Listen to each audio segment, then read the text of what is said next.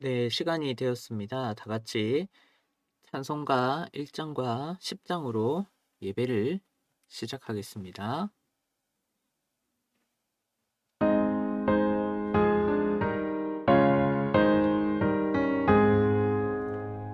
만복의 근원 하나님, 온 백성 찬송 드리고 저 천사여 찬송하세. 찬송 성부 성자 성령 아멘.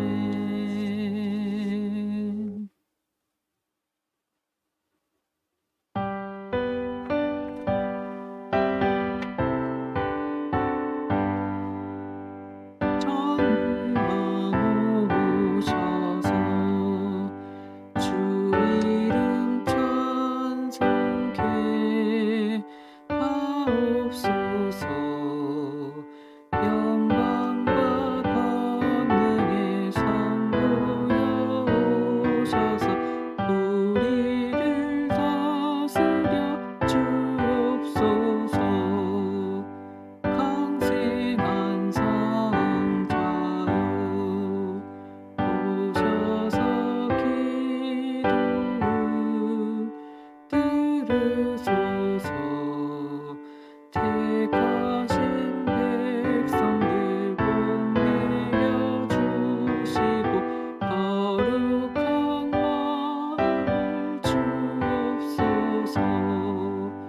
위로의 주 성령 오셔서 큰 증거 주옵소서.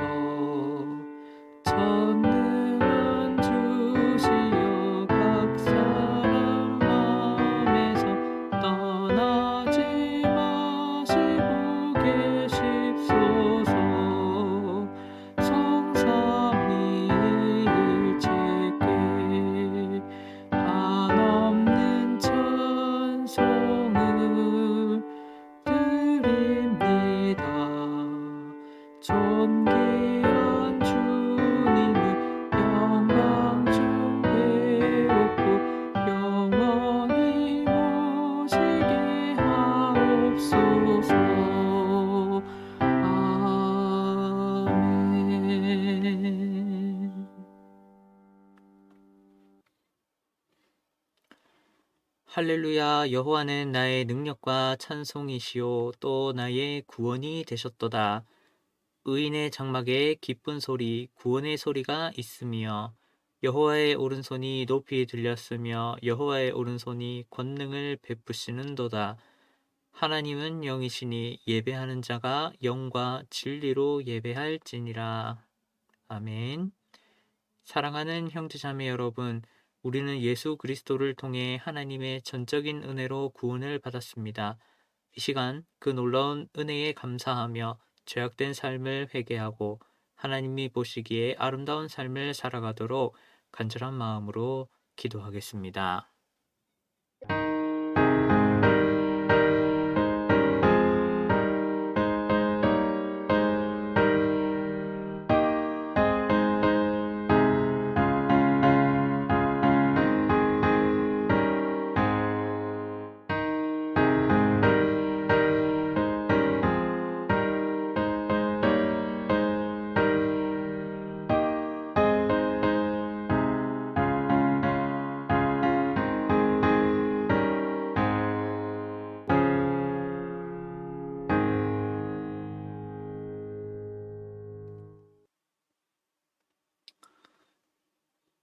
그러므로 우리는 긍휼하심을 받고 때를 따라 돕는 은혜를 얻기 위하여 은혜의 보좌 앞에 담대히 나아갈지니라. 사랑이 많으신 주님, 이 놀라운 용서의 은총을 허락하신 것에 감사드립니다.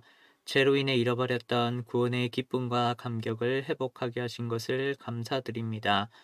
이제 우리를 다시 성령의 능력으로 충만하게 하셔서 죄악으로부터 승리하게 하시고 하나님의 자녀다운 모습으로 살아가게 하옵소서. 예수님의 이름으로 기도드립니다. 아멘. 다 같이 사도신경으로 신앙을 고백하겠습니다. 전능하사 천지를 만드신 하나님 아버지를 내가 믿사오며 그 외아들 우리 주 예수 그리스도를 믿사오니 이는 성령으로 잉태하사 동정녀 마리아에게 나시고 본디오 빌라도에게 고난을 받으사 십자가에 못 박혀 죽으시고 장사한 지 사흘 만에 죽은 자 가운데서 다시 살아나시며 하늘에 오르사 전능하신 하나님 우편에 앉아 계시다가 저리로서 산자와 죽은 자를 심판하러 오시리라. 성령을 믿사오며 거룩한 공회와 성도가 서로 교통하는 것과 죄를 사하여 주시는 것과 몸이 다시 사는 것과 영원히 사는 것을 믿사옵나이다. 아멘. 이어 교동문을 낭독하겠습니다. 할렐루야. 하늘에서 여호와를 찬양하며 높은 데서 그를 찬양할지어다.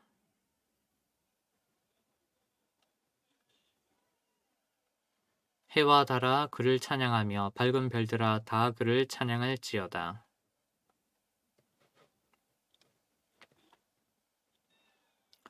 그것들이 여호와의 이름을 찬양함은 그가 명령하심으로 지음을 받았음이로다.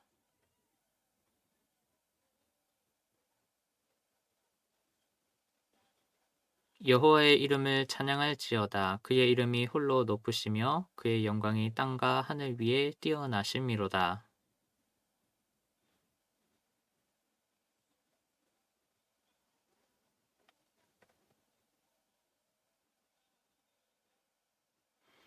여호와의 영광이 나타나고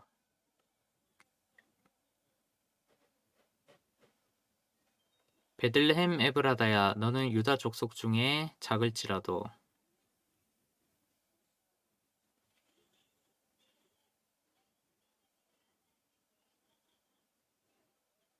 이는 한 아기가 우리에게 나타났고 한 아들을 우리에게 주신 바 되었는데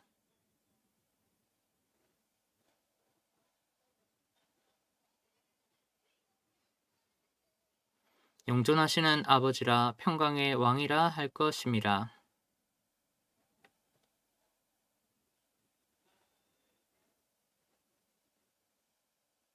또 다윗의 왕자와 그의 나라에 군림하여 그 나라를 굳게 세우고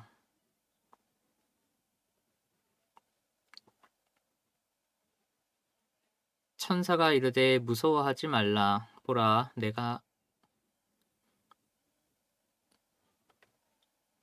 천사가 이르되 무서워하지 말라 보라 내가 온 백성에게 미칠 큰 기쁨의 좋은 소식을 너희에게 전하노라.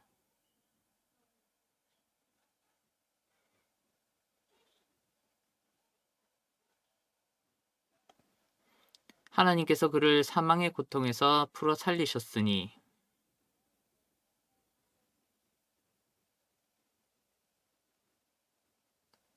우리 주 예수 그리스도로 말미암아 우리에게 승리를 주시는 하나님께 감사하노니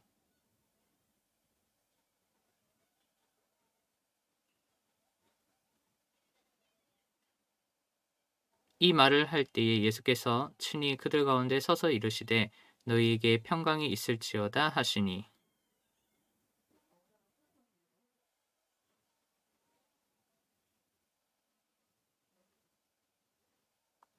예수께서 이르시되 어찌하여 두려워하며 어찌하여 마음에 의심이 일어나느냐.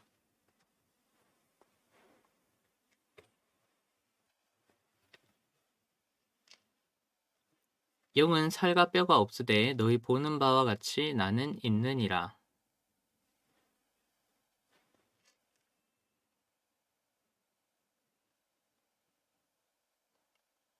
예수께서 이르시되 나는 부활이요 생명이니 나를 믿는 자는 죽어도 살겠고 무릇 살아서 나를 믿는 자는 영원히 죽지 아니하리니 이것을 내가 믿느냐.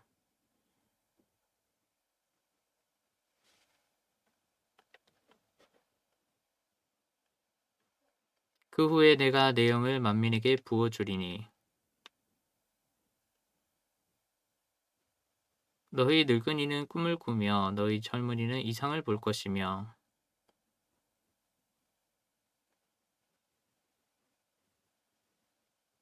내가 이적을 하늘과 땅에 베풀리니 곧 피와 불과 연기 기둥이라.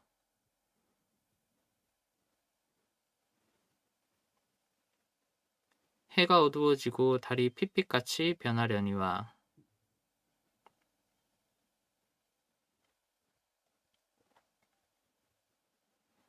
이는 나 여호와의 말대로 시온산과 예루살렘에서 피할 자가 있을 것이며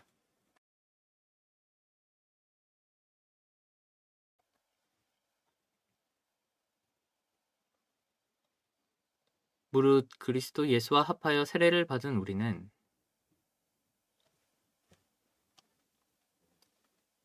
그러므로 우리가 그의 죽으심과 합하여 세례를 받음으로 그와 함께 장사되었나니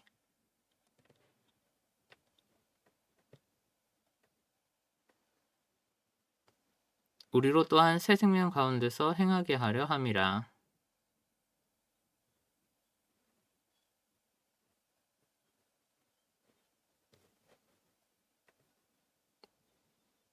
우리가 알거니와 우리의 옛사람이 예수와 함께 십자가에 못 박힌 것은 죄의 몸이 죽어 다시는 우리가 죄에게 종노릇하지 아니하려 함이니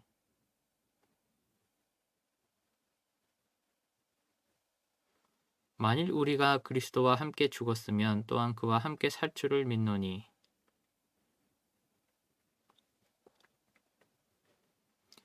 사망이 다시 그를 주장하지 못할 줄을 알미로라.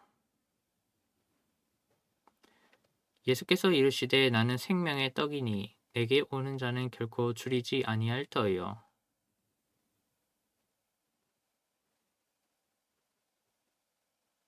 나는 하늘에서 내려온 살아있는 떡이니 사람이 이 떡을 먹으면 영생하리라.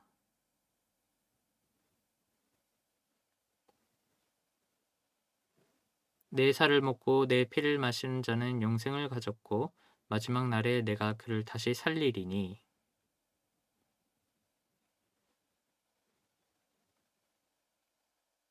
내 살을 먹고 내 피를 마시는 자는 내 안에 거하고 나도 그의 안에 거하나니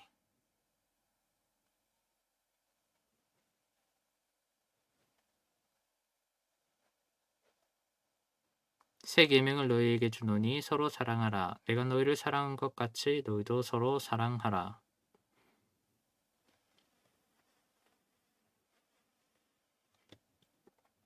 또 내가 새 하늘과 새 땅을 보니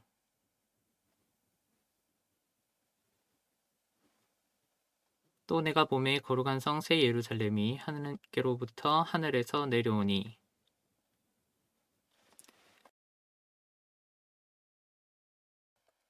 내가 들으니 보좌에서 큰 음성이 나서 이르되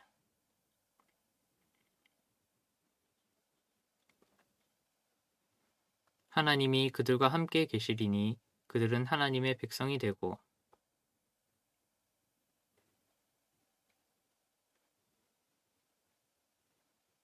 다시는 사망이 없고 애통하는 것이나 곡하는 것이나 아픈 것이 다시 있지 아니하리니 보좌에 앉으신 이가 이르시되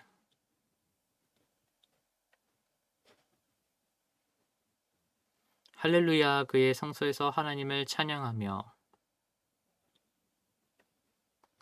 그의 능하신 행동을 찬양하며 나팔 소리로 찬양하며 소고치며 춤추어 찬양하며 큰 소리 나는 재금으로 찬양하며 호흡이 있는 자마다 여호와를 찬양할지어다. 할렐루야. 아멘. 네, 오늘 주시는 하나님의 말씀은 시편 6편 6절에서 10절입니다. 시편 6편 6편에서 6절에서 10절입니다.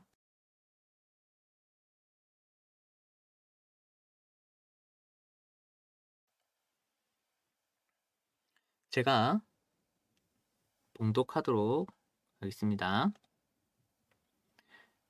내가 탄식함으로 피곤하여 밤마다 눈물로 내 침상을 띄우며 내 요를 적시나이다.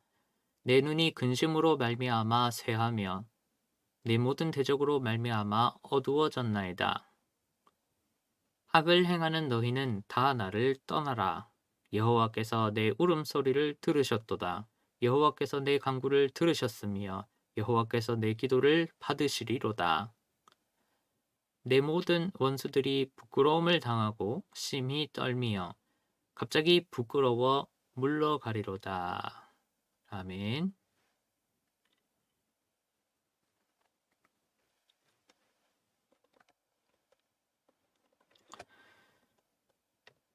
6에서 7절, 3장에서 시인은 자신의 상황을 섬세히 묘사합니다. 4, 5절, 2장에서 언급된 사망과 수울이 하나님의 징계로 말미암는 고통스러운 상황이 이 3장에서 밤, 눈물, 눈먼, 어두움 등으로 이미지화됩니다. 시인은 죄로 말미암은 자신의 비참함을 솔직하고 또 자세하게 그립니다. 특히 이 6, 7절, 이 3장의 끝부분에서 시인은 자신에게 내려진 하나님의 징계로 질병뿐만 아니라 대적들로 말미암는 비웃음과 또 생명의 위협을 언급합니다. 이어 8절에서 10절, 4장까지 4장에서 시인은 대적들을 향해 갑작스럽게 나를 떠나라 라고 선언하면서 분위기를 바꿉니다. 시인은 그들이 갑작스럽게 물러갈 것을, 그들이 자신을 조롱하거나 위협하지 못하게 될 것을 선언합니다. 물론 이러한 상황적 역전은 질병으로부터의 회복을 포함하기도 합니다. 8절에서 10절까지 시인은 대적으로부터의 승리와 또 질병으로부터의 회복을, 다시 말해 하나님의 임재의 증거가 나타날 줄로 확신 및 선언합니다. 오늘은 여호와께서 내 기도를 받으시리로다 라는 제목으로 은혜를 나눕니다.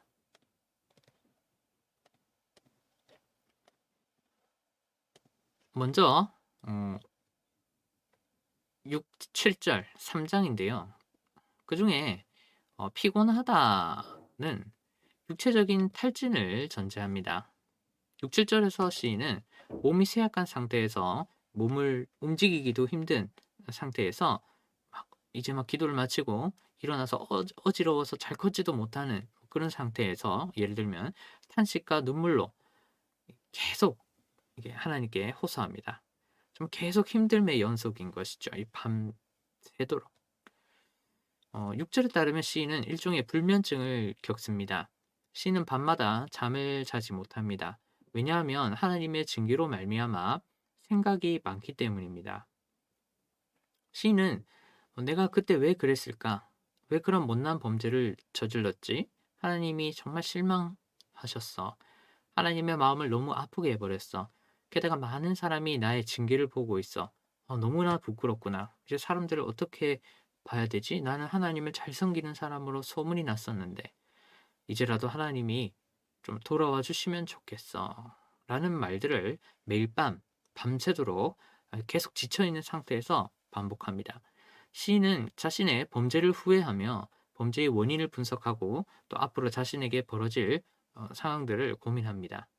시인은 자신의 범죄와 또 그에 따른 징계로 말미암아서 머릿속이 계속 복잡합니다. 특히 시인은 그렇게 힘든 밤중에 눈물로 침상을 띄웁니다. 이는 직역하여서 눈물을 흘려 그 침상, 그 침대를 눈물에 막 떠다니게 하는 겁니다. 또한 6절에서 시인은 그렇게 힘든 밤중에 무엇을 하느냐? 눈물로 담요, 이불을 흠뻑 적십니다. 이 마사흐라는 동사인데 흠뻑 적시는 걸 말합니다. 즉 시인은 유사하고 반복적인 표현을 사용해서 밤중에 눈물을 많이 흘렸다고 말합니다. 아마 매일 또 밤새도록 눈물을 흘렸으니 시인의 눈이 아마 퉁퉁 부었을 겁니다. 아마 시인은 눈을 잘 뜨지 못했을 겁니다. 그렇게 시인은 자신의 그런 눈물을 흘리는 고통스러운 상황을 좀 과장하여서 표현합니다. 고대 근동에서 성경을 포함해서 눈물과 관련된 과장법은 아주 흔히 사용되었습니다.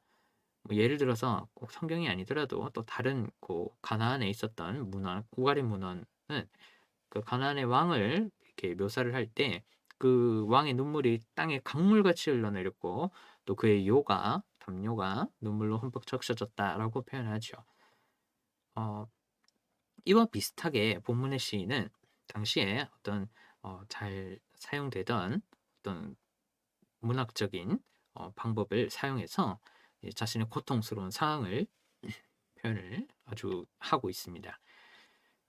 실로 하나님으로부터 징계를 받는 대부분의 신앙인들에게 고통이 극에 달하는 시기가 있죠. 바로 밤입니다.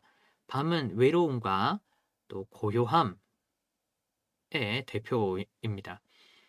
밤은 누군가의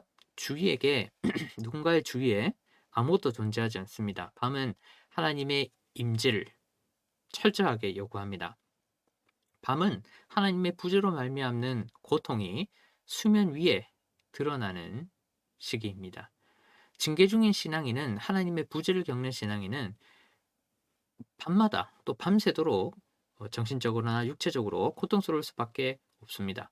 오직 하나님만이 깊은 밤중에 아무것이 없는 상태에 신앙인과 함께 할 수 있습니다. 오직 하나님만이 밤마다 우주의 고아로 전락하는 인간과 함께 할 수 있습니다.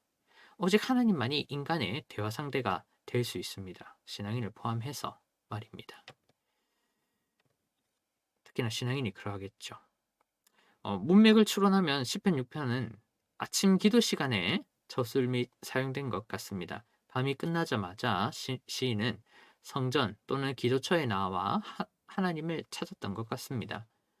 시인은 수척해진 모습으로 잠조차 제대로 자지 못하고 밤새도록 울었던 모습으로 끊임없이 애절하게 하나님께 매달린 모습으로 하나님을 이른 시간에 찾았던 것 같습니다.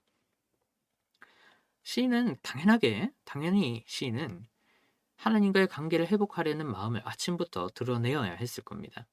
눈물과 탄식과 걱정과 외로움으로 가득한 밤을 지새웠고 또한 계속 지새우고 있기에 시인은 다시 보러 올 밤을 두려워했을 겁니다. 시인은 자신이 매달려야 할 존재가 누구인지 정확하게 알고 재빨리 매달려야 했을 겁니다.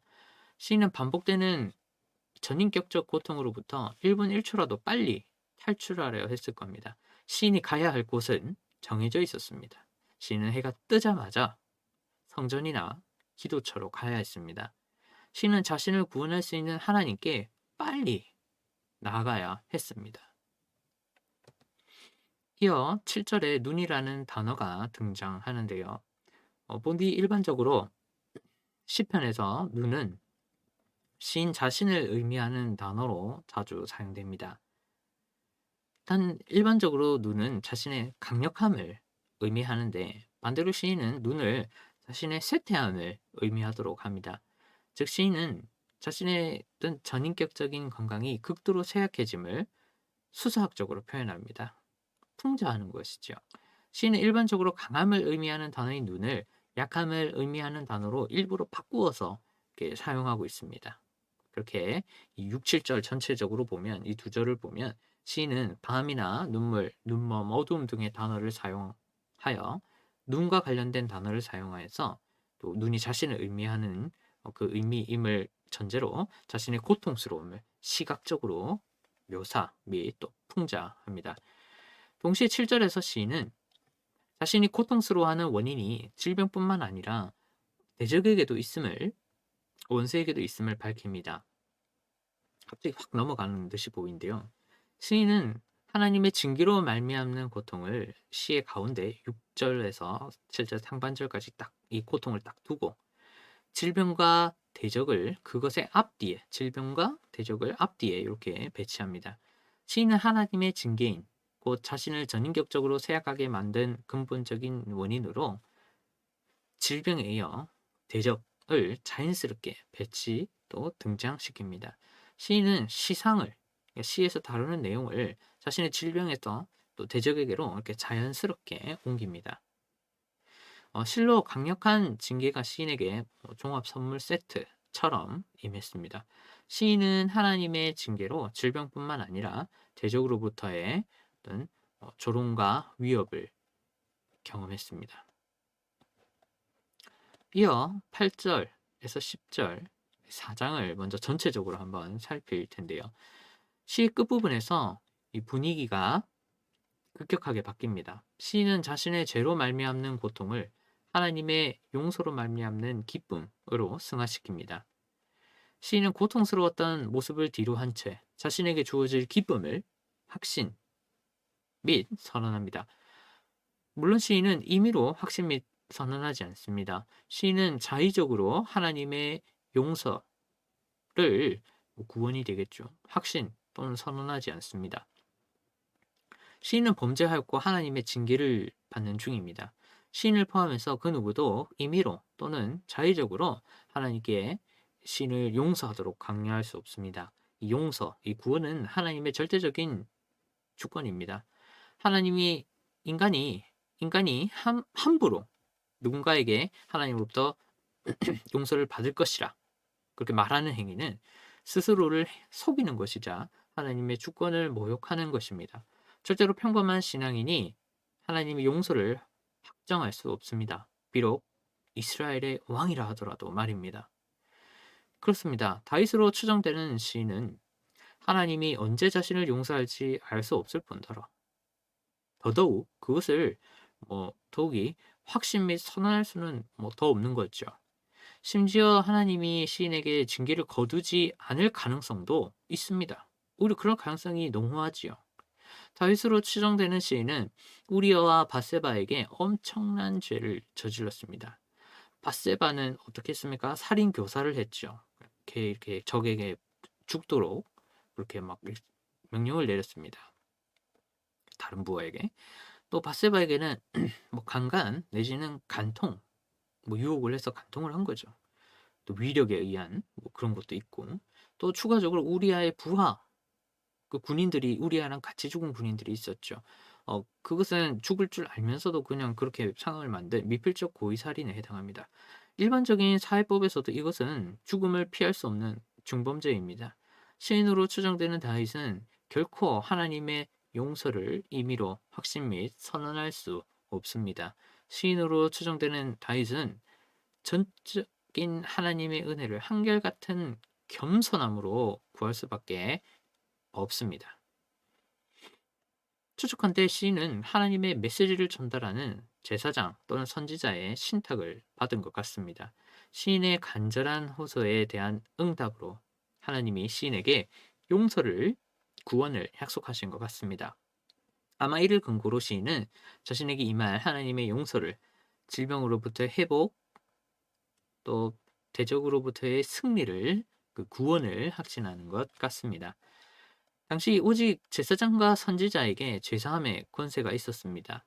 제사함의 권세는 왕에게 주어지지 않았습니다. 관련하여 시편 107편 20절을 보면 그가 그 말씀을 보내시며 고치셨다라는 표현이 있습니다. 이는 하나님의 징계와 용서 또는 구원, 치료, 승리로 표현될 수 있겠죠. 그것과 관련하여서 오직 제사장 또는 선지자가 관여할 수 있음을 이 시편 107편 20절이 잘 드러냅니다. 다시 본문을 아까 전체적으로 봤고 본문을 구체적으로 보겠습니다. 8절의 첫 번째 핵심 문구는 행악하는 너희여 다 나를 떠나라입니다. 직역하면 그렇습니다. 이는 시편에서 자주 사용되는 문구로서 시의 분위기를 급반전시키는 동시에 시인의 최후 승리를 전제합니다. 이것은 마치 시편에서 이 시에서 접속사 구문과 같습니다. 이는 갑작스러운 상황적 반전을 선언하는 어떤 표식입니다. 또한 8절의 두 번째 핵심 문구는 7절에서 언급된 악을 행하는 너희 또는 행악자입니다. 이는 앞에서 나온 그 대적들을 지칭하는 한편 시인에게 하나님으로부터 버림받았다고 조롱함을 전제합니다. 즉 그들은 하나님의 용서를 받지 못할 것이라고 시인을 아주 비웃었습니다. 악을 행하는 너희, 이 행악자라는 표현은 거짓말 또는 하나님과 관련돼서 어떤 거짓말 또는 악담을 한 행동을 전제합니다. 그런 자들을 전제합니다. 물론 시인의 생명에 대한 직접적인 위험을 포함해서 말이죠. 즉 시인은 그들로부터 육체적인 위협뿐만 아니라 많은 정신적 고통을 당했다고 그렇게 표현을 합니다. 특히 8절 마지막 부분에서 시인은 자신에게 조롱과 위협을 퍼부었던 대적들에게 자신의 울음소리가 하나님께 닿았음을 선언합니다. 이게 카탈형으로 써져 있는데요. 시인은 대적들의 예상과 달리 과거에, 이 카탈형의 특징이죠. 과거에 또는 이미 하나님으로부터 용서받았음을 강조합니다. 시인은 나를 떠나라 라는 외마디를 통해서 분위기를 반전시킬 수 있는 근거를 알려줍니다. 하나님께 이미 닿았다고 이야기합니다. 이 9절은 8절의 마지막 동사를 반복하고 또 심화합니다. 9절에서 이 두 개의 동사가 나오는데요. 첫 번째 동사가 8절에 들으셨다의 연속 또 반복하여 과거에 완료된 동작, 그 카탈형을 또 그대로 사용하고 있습니다. 또 들으셨음이어가 나오죠. 9절에서도. 또한 두 번째 동사는 현재 또는 미래에 진행 중인, 현재 또는 미래에 진행 중인, 그 끝난 게 아니라 진행되고 있는 그 동작, 또 이토일형을 썼는데 나타냅니다. 받으시리로다 이죠. 그러니까 8절의 연속하에서 9절에서 사용된 동사의 시제와 상에 대한 이런 문법적인 표현은 아주 의도적입니다. 시인은 과거에 또는 이미 하나님께서 자신의 호소를 들으셨기에 더 이상 하나님께 호소할 필요가 없음을 또 반복하여 또 강조하는 한편, 동시에 시인은 현재 또는 미래의 자신에게 용서하고 계신 그 하나님을 생생하게 묘사합니다. 문법 자체에 그런 용도가 그러하죠. 시인은 대적들을 눈앞에 둔 채 자신에게 이미 과거에 일어났으며 현재 일어나고 있거나 곧 일어나게 될 어떤 장면을 생생하게 묘사합니다. 뭐 예를 들어서 이런 것이죠. 뭐 눈물을 흘리며 죄를 자백하는 시인을 따뜻하게 이미 품으신 하나님, 또는 현재 또는 미래에 보좌에 앉으셔서 천천히 하나님께 이렇게 드려지고 있는 그 시인의 진심 어린 그 회개 기도를 지그시 바라보시는 그런 하나님을 그림으로 다 그려냅니다. 마지막으로 10절에서 시인은 자신에게 일어난 구체적인 변화를 암시합니다. 바로 떨지 않음입니다. 2, 3절에서 온몸과 마음이 떨렸던 시인이 이제 떨림을 멈춥니다. 나아가 시인은 오히려 대적들이 심히 떨게 될 것이다 라고 전언합니다. 관련하여 심히 떨다로 번역된 이 히브리어 바할은 심각하게 고통당함을 전제합니다. 이것은 단순히 몸을 떠는 것을 넘어 극한의 고통을 전제합니다. 즉 2, 3절에서 자신의 몸과 마음이 심히 떨린다라고 말했던 시인의 형편과 8절에서 그런 시인을 비웃고 위협했던 원수들의 형편이 10절에서 역전됩니다. 시인은 대적들이 자신이 겪었던 떨림을, 심각한 고통을 전제한 떨림을 겪을 것이다. 이젠 너희가 겪을 것이다 라고 수사학적으로 표현합니다. 참고로 이 시인은 4절에서 하나님께 자기에게 좀 돌아와 달라고 이 슈브라는 말을 함을 4절에서 썼는데 그걸 고려해서 10절에 대적이 물러가다 또 돌아가다 또 슈브라는 동사를 써서 사용합니다. 이 평행 구문을 만드는 것이죠.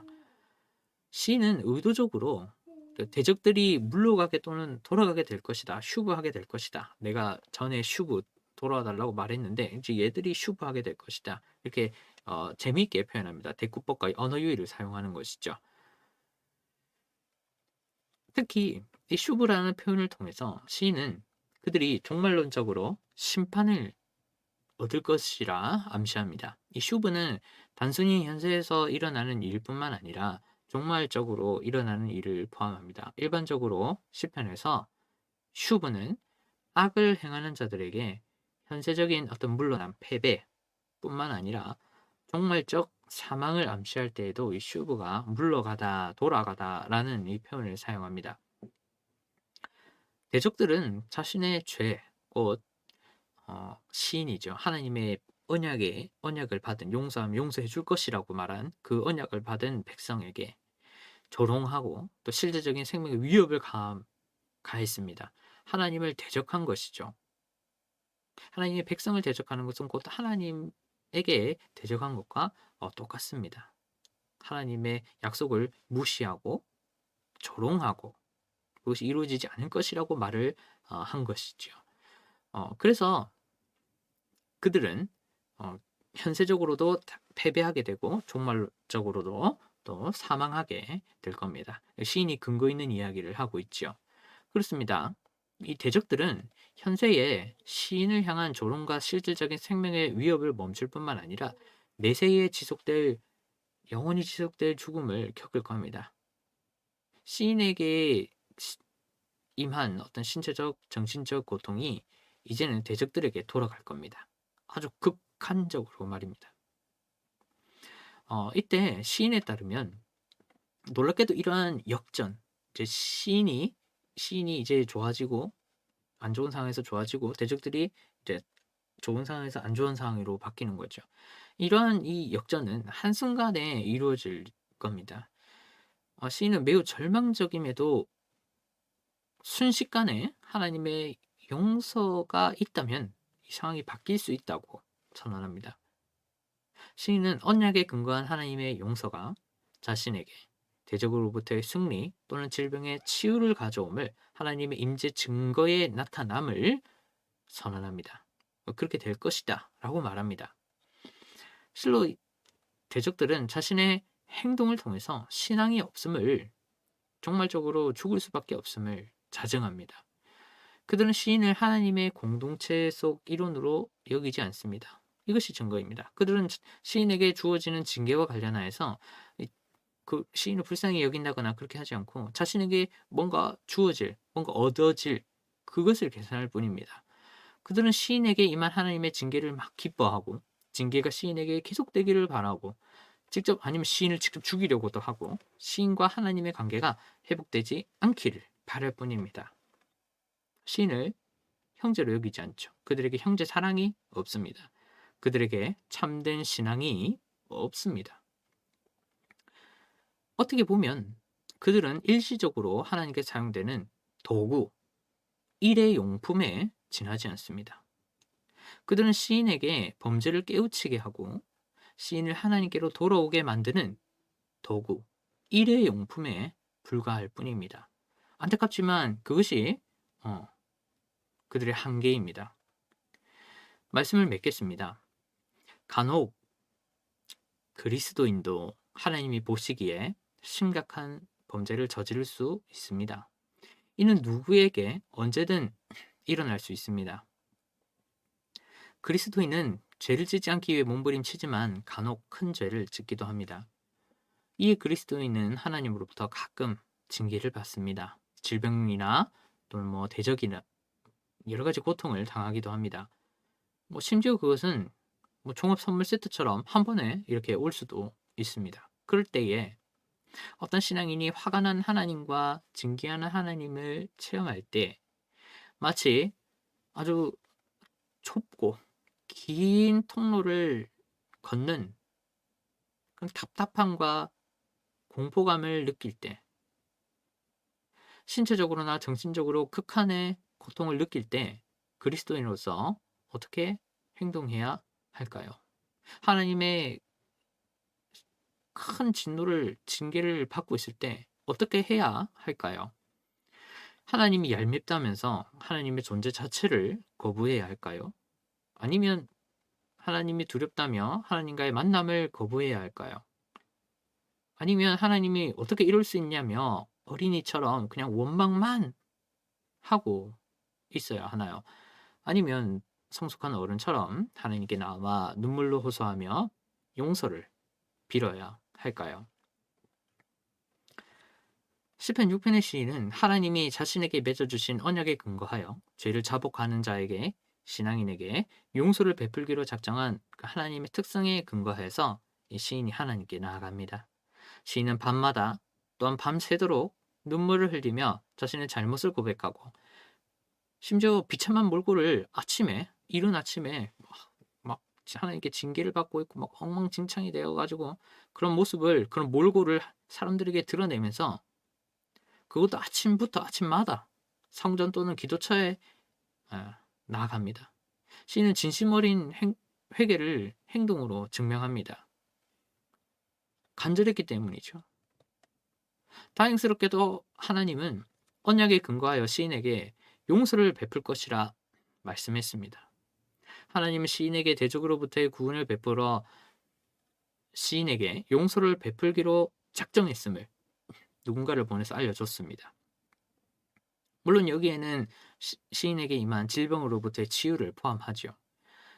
하나님은 확정하신 자신의 용서를, 대적으로부터의 승리, 또 질병의 치유를 보여주실 겁니다. 여러분, 범죄로 말미암아 하나님으로부터 징계를 받을 때 어떤 결말을 얻고 싶습니까? 누구라도 하나님의 용서를 또 또는 임재를, 대적으로부터의 승리 또는 질병의 치유를 얻고 싶을 겁니다. 범죄했을 때 하나님께 진심으로 용서를 구합시다. 그러면 하나님의 언약에 근거해서 하나님이 용서를 베푸실 겁니다. 밤새도록 침대에서 눈물을 흘리며 고통을 호소하십시오. 밤새도록 나의 문제가 무엇인지 고민하십시오. 밤새도록 하나님의 징계가 얼마나 위협적인지 처절하게 느끼십시오. 밤마다 하나님의 용서를 받기 위해서 하나님께 나아가십시오. 밤마다 범죄를 용서하기로 약속하신 하나님의 사랑을 되새기십시오. 밤마다 현세적으로나 종말적으로 심판할 수 있는 하나님을 떠올리십시오. 그리하여서 하나님께 나아가서 몸을 움직이는 것조차 힘들었다면 눈물로 이불과 침대를 듬뿍 적셨다면 진심으로 회개한 것입니다. 회개는 이렇게 하는 것입니다. 잠시 함께 기도했으면 합니다. 혹시 범죄하였을 때 마음속 깊이 하나님께 죄를 자복하게 하소서, 죄책감과 후회로 눈물을 흘리며 하나님께 나아가게 하소서, 하나님의 용서를 받기에 합당한 마음가짐을 갖게 하소서, 범죄와 징계를 어물쩍 넘어가지 않게 하소서. 비록 또한 범죄하더라도 여전히 하나님의 자녀로 삼으셔서 현세적으로나 종말론적으로 구원을 베푸시는 하나님을 기억하고 하나님께 감사하게 하소서. 그리하여 하나님을 더욱 잘 섬기게 되는 계기로 삼게 하소서. 라고 이 시간 잠시 기도하도록 하겠습니다.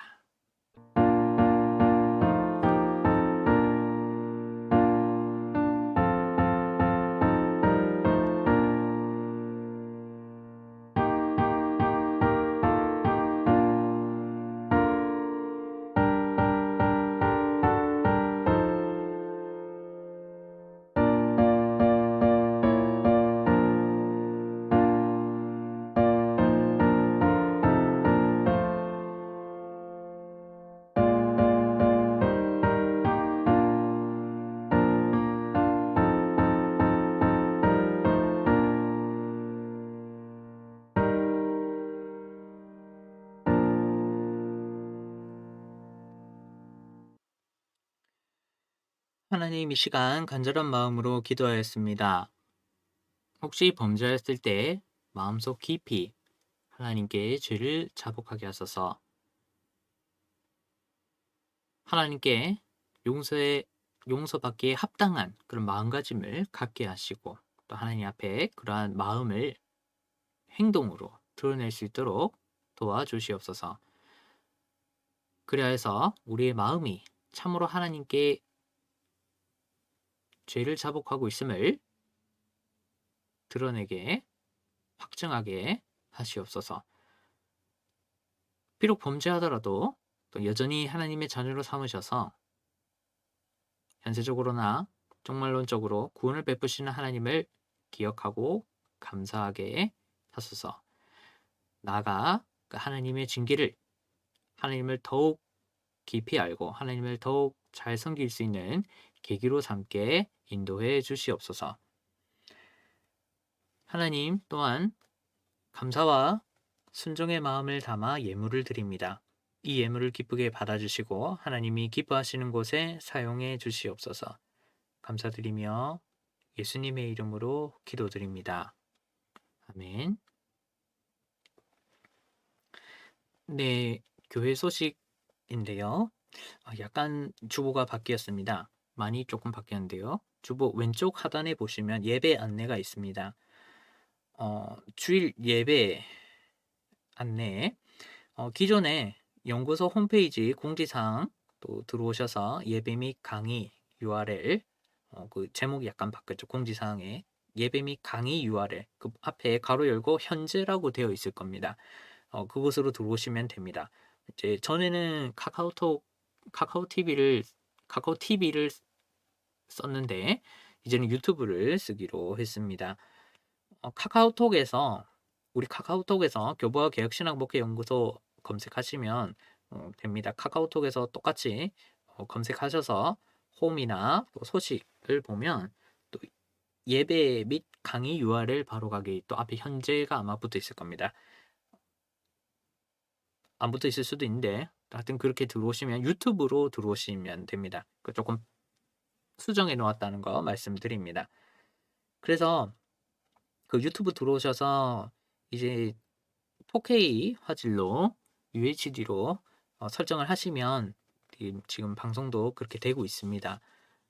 참고하시기를 바랍니다. 교회 소식입니다.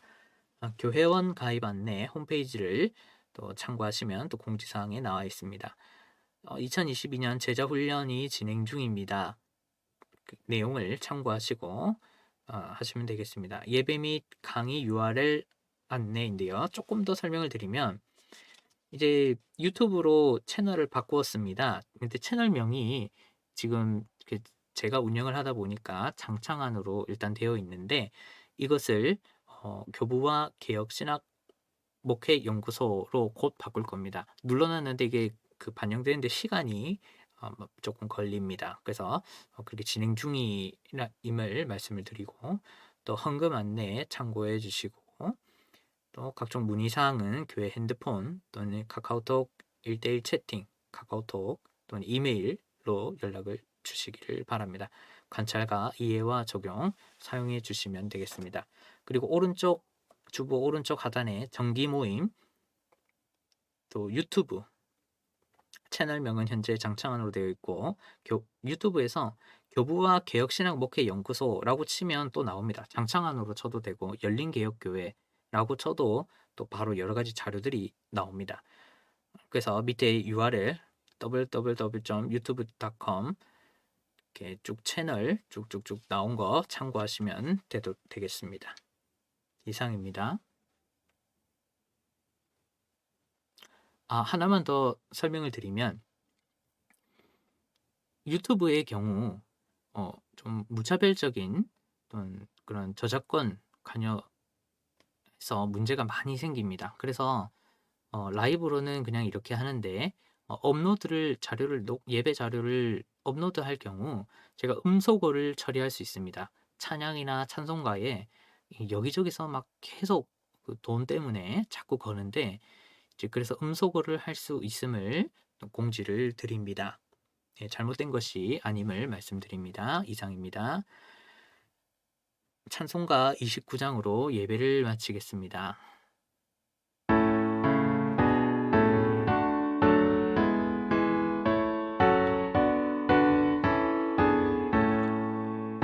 성도여 다 함께 할렐루야 아멘. 주 찬양하여라 할렐루야 아멘. 주 보좌 앞에서 택하신 은혜를 다 찬송하여라 할렐루야 아멘. 만문을 열어라 할렐루야 아멘. 온 하늘 들려라 할렐루야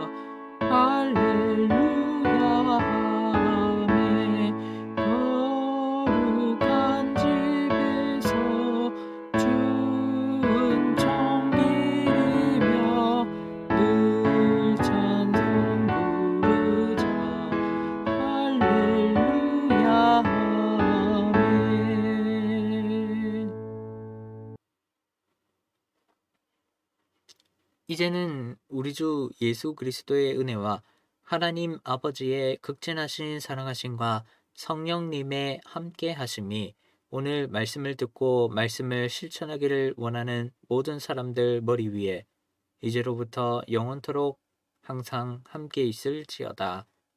아멘.